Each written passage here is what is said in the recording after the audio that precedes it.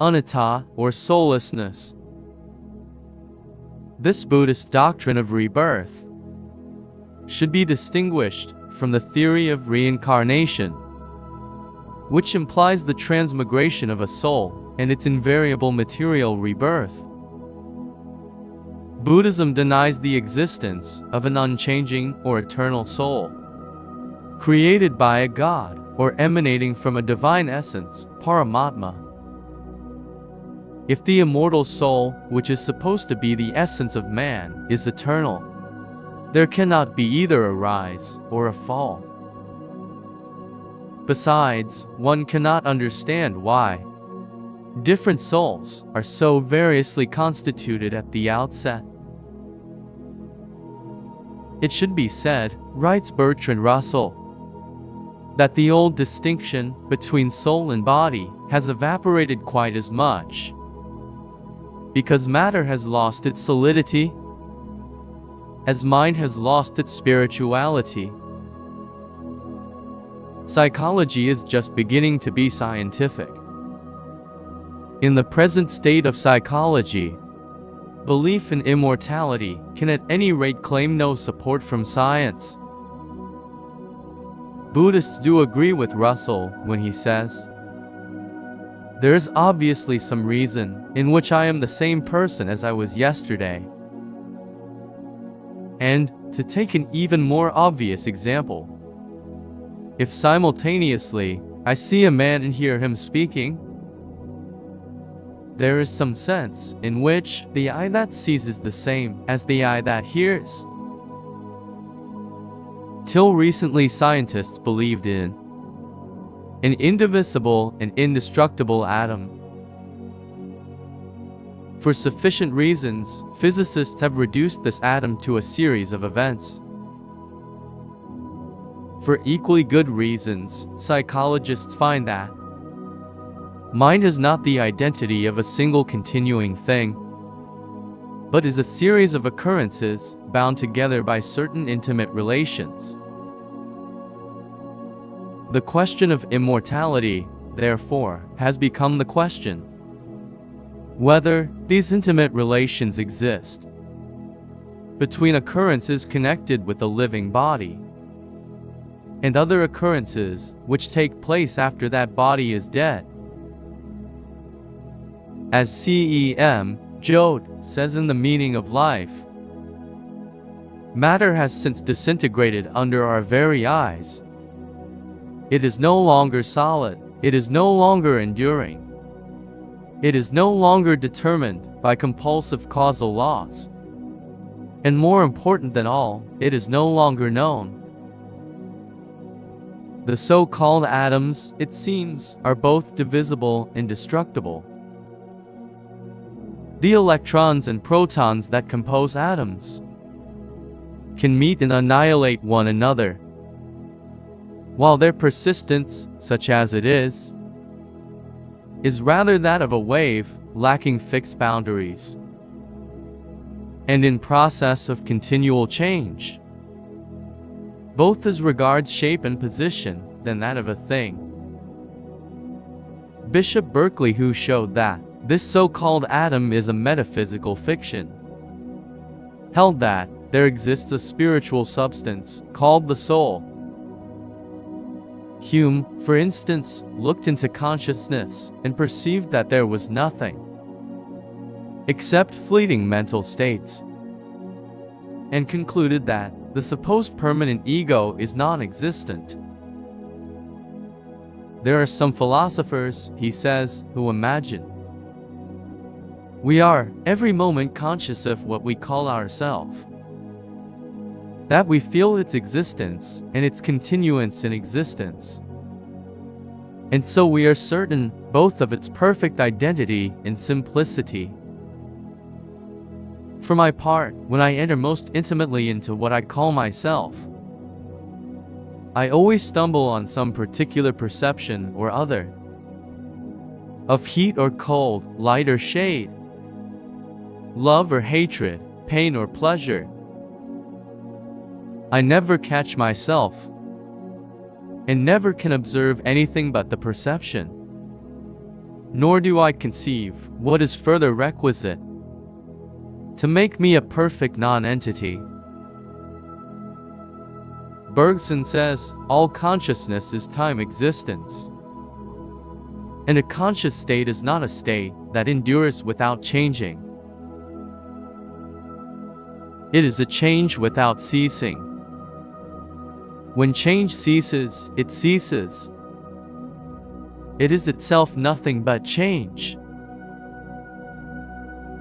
Dealing with this question of soul, Professor James says, the soul theory is a complete superfluity so far as accounting for the actually verified facts of conscious experience goes.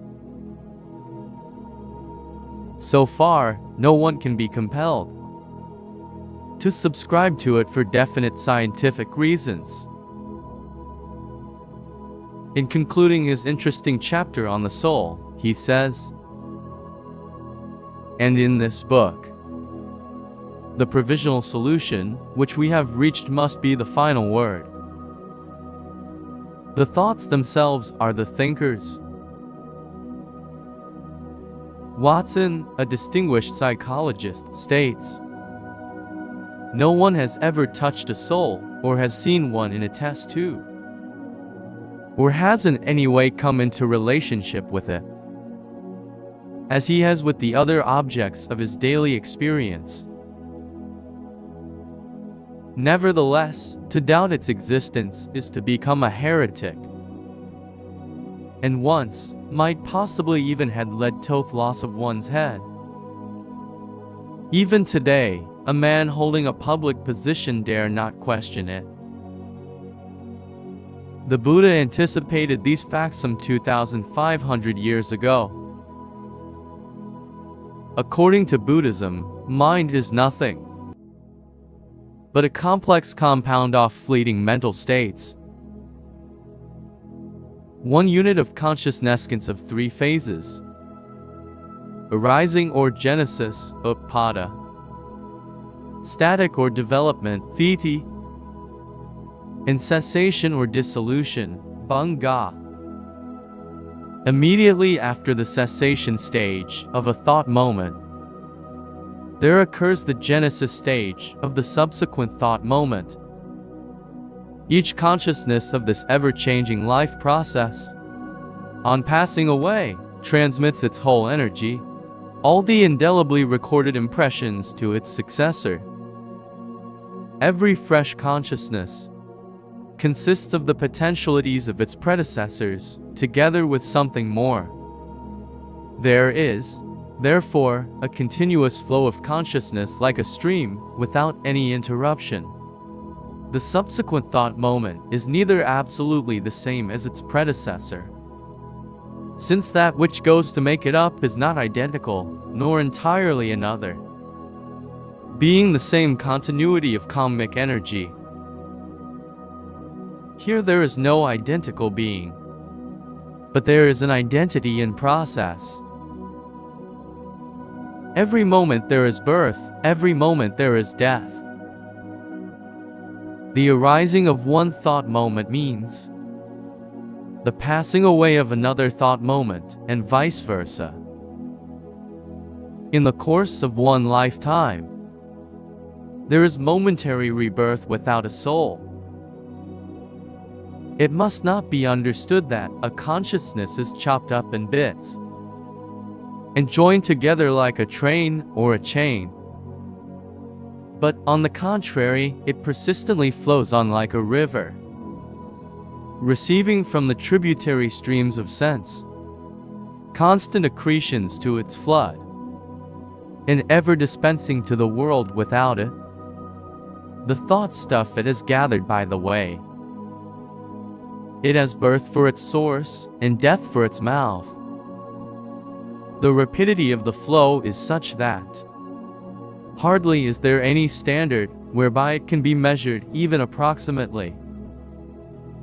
However, it pleases the commentators to say that the time duration of one thought moment is even less than 1/billionth part of the time occupied by a flash of lightning. Here we find a juxtaposition of such fleeting mental states of consciousness, opposed to a superposition of such states, as some appear to believe. No state once gone ever recurs, nor is identical with what goes before.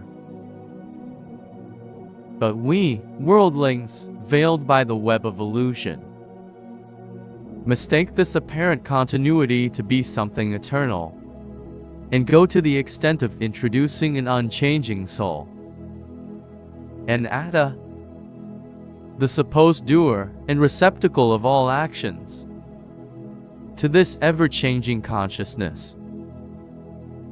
The so-called being is like a flash of lightning that is resolved into a succession of sparks that follow upon one another with such rapidity that the human retina cannot perceive them separately, nor can the uninstructed conceive of such succession of separate sparks. As the wheel of a cart rests on the ground at one point, so does the being live only for one thought moment. It is always in the present and is ever slipping into the irrevocable past.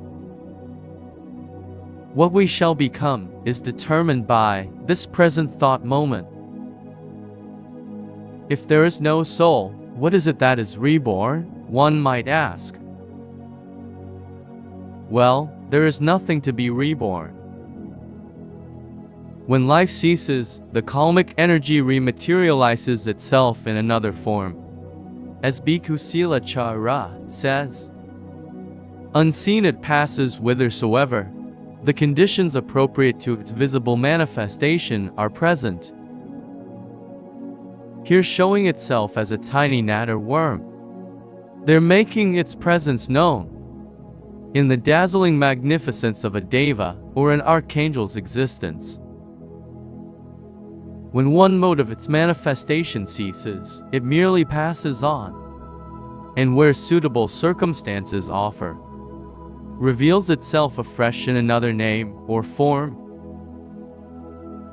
Birth is the arising of the psychophysical phenomena. Death is merely the temporary end of a temporary phenomenon. Just as the arising of a physical state is conditioned by a preceding state as its cause, so the appearance of psychophysical phenomena is conditioned by causes anterior to its birth.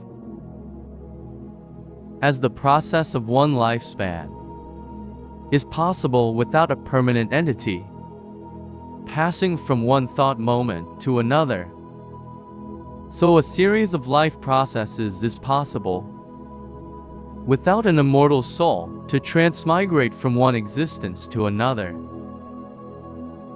Buddhism does not totally deny the existence of a personality in an empirical sense. It only attempts to show that it does not exist in an ultimate sense. The Buddhist philosophical term for an individual is sarantana, that is, a flux or a continuity. It includes the mental and physical elements as well. The karmic force of each individual binds the elements together.